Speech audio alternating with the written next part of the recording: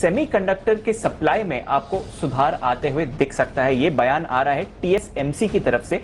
ये ताइवान की कंपनी है, विश्व की सबसे बड़ी सेमीकंडक्टर सप्लाई करने वाली कंपनी है और ये कह रहे हैं कि अब जो सेमीकंडक्टर की शॉर्टेज है उसके सप्लाई में आपको बढ़त आती हुई दिख सकती है। अनिल जी, कैसे देखें इस खबर को, क्योंकि टाटा मोटर्स ने जो जेएलआर ने कुछ समय पहले एक अपडेट जारी किया था, उन्होंने कहा था कि सेमीकंडक्टर शॉर्टेज से परेशानी हो सकती है।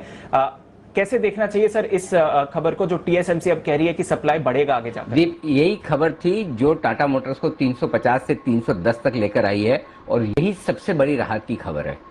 मतलब टाटा मोटर्स के इससे बढ़िया खबर आ नहीं सकती। आपको याद होगा अचानक से एक दिन टाटा मोटर्स 10% गिरा और हम सब ने हाय तौबा मचे, अरे ये क्या हो गया, अरे ये वो क्या हो गया, ऐसा क्या हो गया। और उसकी वजह ये थी कि टाटा मोटर्स की तरफ से एक संकेत आया था कि सेमीकंडक्टर्स की सप्लाई में कमी है और उसके चलते हुए प्रोडक्शन में इश्यू आएगा।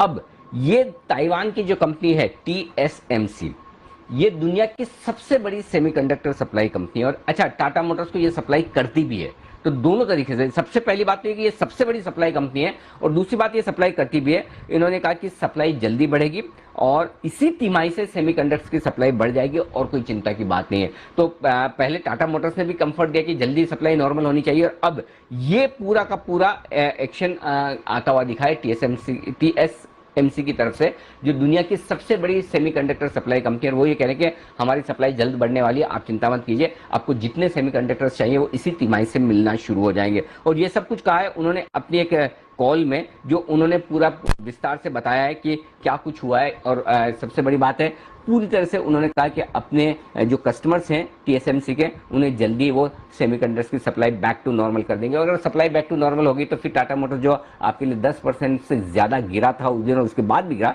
उस दिन गिरकर 320 आया था, फिर गट आके 307-8 तक गया। और वहाँ पर हमने कहा भी था, और याद है आपको दीप, कि हम उस दिन कह भी रहे थे कि ये टाटा मोटर्स खरीदने का वक्त है, 310, 15, 20 ये भाव बेचने का नहीं है। और अभी भी हम ये कहेंगे ये वापस से आपको पुरानी लेवल्स पर जाने की तैयारी करता हुआ दिखेगा। लेकिन एग्जैक्टली ताइवान की इस बड़ी कंपनी ने क्या कहा है, क्या कुछ हुआ है, हमारे रिसर्च एनालिस्ट कुशल गुप्ता हमारे साथ है। कुशल ने पूरी तरह से ये न्यूज़ ट्रैक की और सबसे पहले बताई भी है कि टीएसएमसी की तरफ से क्या कुछ स्टेटमेंट आए। कुशल, जरा विस्तार से बताइए क्या कुछ कहा है टीएसएमसी ने और इससे टाटा मोटर्स पर कितना फर्क पड़ता है? बिल्कुल अनिल जी, तो यहाँ पर टीएसएमसी जो दुनिया का सबसे बड़ा सेमीकंडक्टर उत्पादक है, वो ये कह रहे हैं कि इसी तिमाही से जो भी ऑटो मेकर्स हैं, जो कार मेकर्स हैं, जिनको सेमीकंडक्टर की परेशानी पिछले कई महीनों से होती हुई नजर आ रही थी, वो अब फाइनली जो है रिजॉल्व होती हुई इसी तिमाही से दिखेंगी। क्योंकि कंपनी जो है अपना ओवरऑल अगर आप देखें तो जो इनका आउटपुट फॉर माइक्रो कंट्रोलर्स है कार्स के लिए, वो इस साल करीब 60% बढ़ाती हुई नजर आएंगी सालाना आधार पर। और साथ ही करीब 30%